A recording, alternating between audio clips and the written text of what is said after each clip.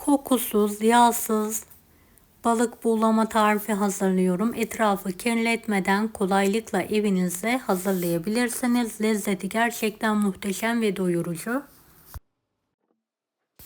Herkese merhabalar, ben Huri. Huri Metek Mutfak'ta kanalıma, mutfağıma hoş geldiniz. Evet, tarifimi hiç bekletmeden hemen başlıyorum. 1 kilo karagöz balığım var. Evet, balığımı temizleyerek hemen tarifime başlıyorum. Kafasını kopartıyorum. İç kısmını da temizliyorum. Evet, tüm balıkları temizleyelim. Hepsini temizledim. Musluk altında tek tek kanı gidene kadar yıkıyorum ve fazla suyunu süzdürüyorum.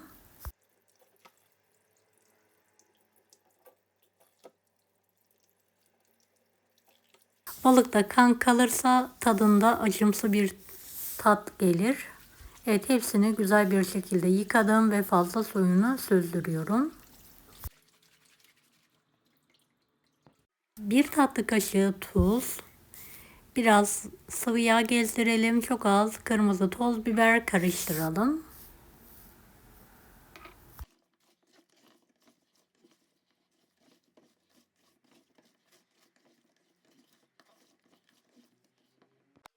Evet, 4 tane küçük boy patatesimi ince halka şeklinde doğruyorum.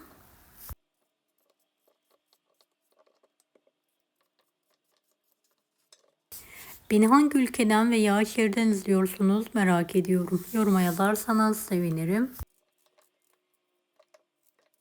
2 tane kuru soğanı da piyazlık olacak şekilde doğruyorum. Ben kırmızı soğan kullandım. Dilerseniz beyaz soğan da kullanabilirsiniz.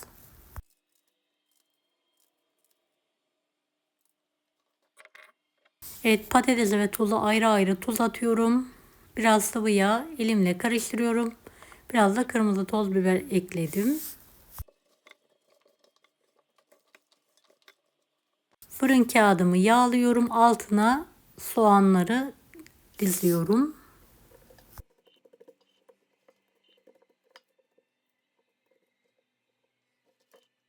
Üzerine patatesleri dizelim.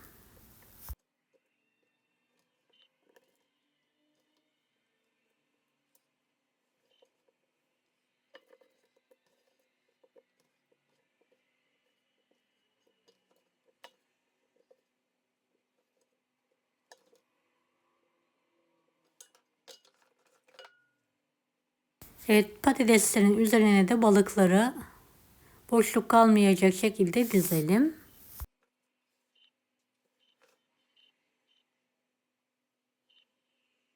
Dilerseniz bu tarifi palamutla, hamsiyle ya da daha farklı balıklarla da deneyebilirsiniz.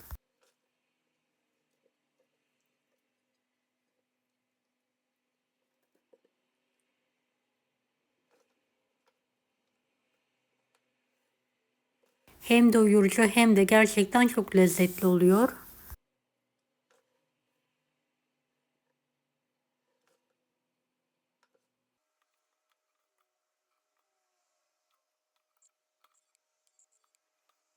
Tüm balıkları diziyorum.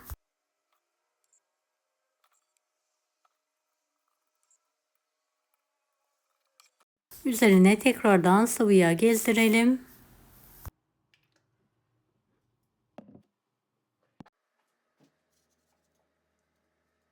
Şöyle yarım limonu halka şeklinde doğrayarak üzerine aralıklı olacak şekilde diziyorum.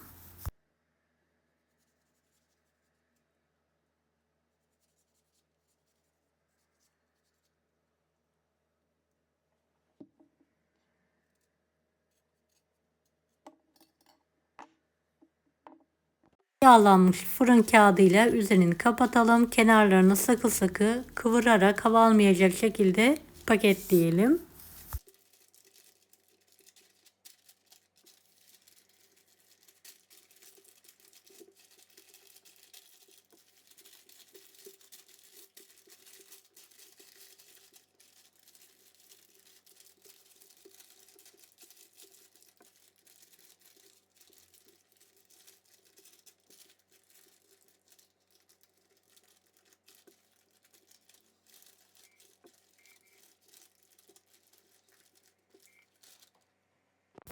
Evet, balık buğulamamız pişmek için hazır.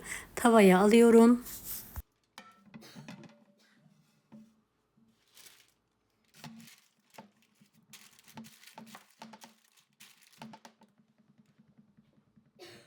Üzerine bir kapak kapatarak büyük ocağı kısık olacak şekilde ayarlayarak ocağın üzerine alıyorum. 45-50 dakika kısık ocakta pişiriyorum. Evet, 45 dakika sonra kağıdımı fırın tepsisine alıyorum. 250 derecede üzeri şöyle 10 dakika kızarana kadar pişirmeyi bırakıyorum. Evet, 10 dakika sonra fırından çıkardım. Servis tabağına alıyorum.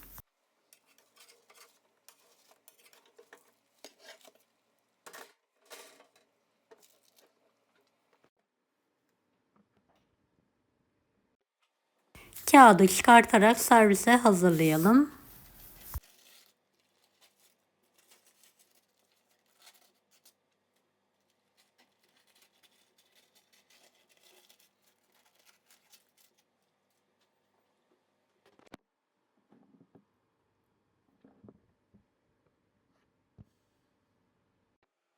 Üzerine doğranmış maydanoz serpiyorum.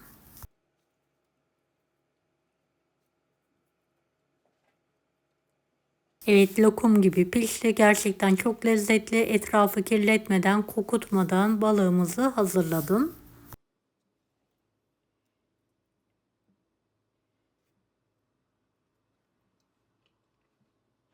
Deneyecek olan herkese şimdiden kolaylıklar dilerim. Allah'a emanet olun. Hoşça kalın.